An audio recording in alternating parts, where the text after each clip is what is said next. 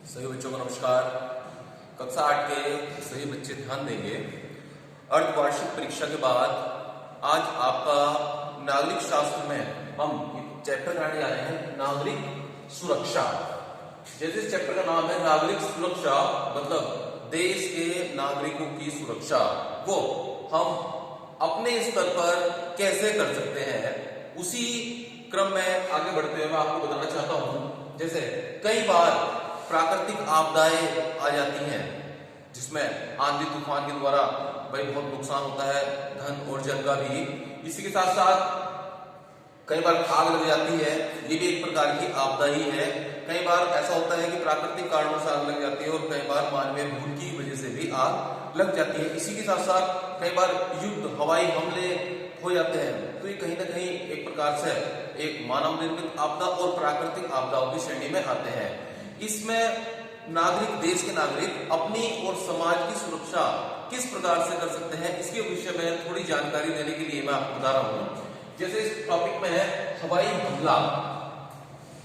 भारत के साथ आजादी के बाद चीन और पाकिस्तान के साथ कई युद्ध हो चुके हैं और इन युद्ध में देश के साथ साथ नागरिकों को भी भारी क्षति पहुंची है। ऐसी स्थिति में हम अपने आप को किस प्रकार से सुरक्षित रख सकते हैं वो मैं आपको बताना चाहूंगा। हवाई हमला होने की स्थिति में ब्लैक आउट करना। ब्लैक आउट क्या होता है?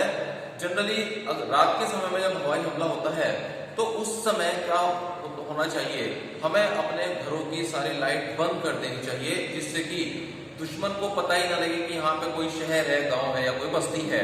और उसे भ्रमित करने के लिए नदी, तालाब के किनारे पर हमें आग जला देनी चाहिए, वहां प्रकाश कर देना चाहिए, जिससे कि महसूस हो कि यहाँ पे कोई गांव या घर है, जिससे कि वो अपना बम अगर वहां पे डालता है तो वो बम पानी में गिरकर अपने आप ही डिस्ट्रॉय हो जाता है और किसी को किसी प्रकार का कोई नुकसान नहीं पहुंचाता। तो इस प्रकार से हम ब्लैकआउट करके बहुत सारे लोगों की जान और उनके सामान की सुरक्षा कर सकते हैं। दूसरा, सुरक्षित स्थान पर चले जाना। अगर हमें लगता है कि भाई इस स्थान पर हवाई हमला होने की संभावना है, दुश्मन यहाँ पे आक्रमण कर सकता है, तो समझदारी इसमें है कि समय रहते ही हम उस स्थान को छोड़कर कहीं सुरक्षित स्थान पर चले जाएं। जमीन पर लेट जाना, कानों में रुई डालना।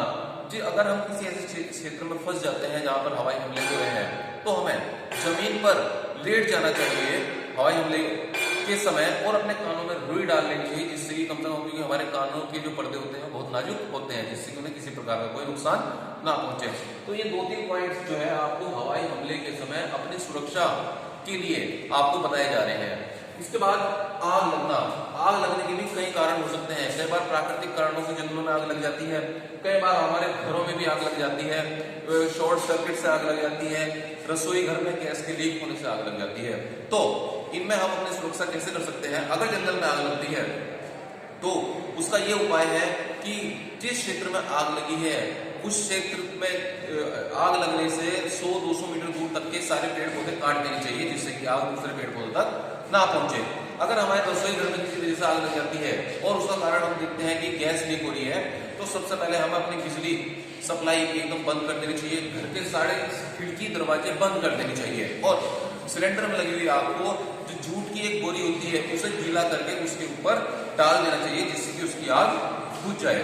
इसके बाद कई बार शॉर्ट सर्किट, बिजली की शॉर्ट सर्किट से आग लग जाती है, तो ऐसी स्थिति में हमें कभी भी उस आग को पानी डालकर नहीं बुझाना चाहिए, क्योंकि ऐसी स्थिति में उससे हमें नुकसान हो सकता है, करंट लग सकता है। तो ऐसी स्थिति में सबसे पहले हम लोगों को अपनी बिजली की सप्लाई बंद कर देनी चाहिए, उसके बाद आग को बुझाने का प्रयास करना चाहिए। प्राथमिक चिकित्सा।